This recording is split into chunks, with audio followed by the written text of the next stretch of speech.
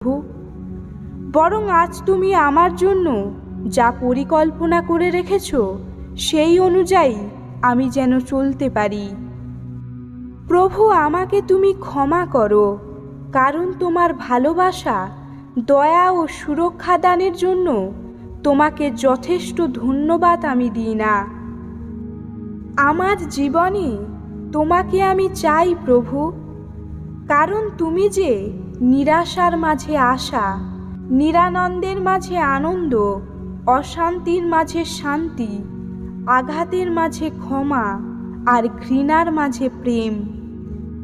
তুমি যে তখনও আমায় ভালোবাসো যখন আমি ভালোবাসার যোগ্য থাকি না।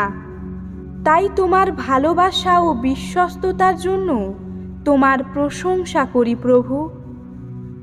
প্রভু, আজ এই সকালে আমি তোমার কাছে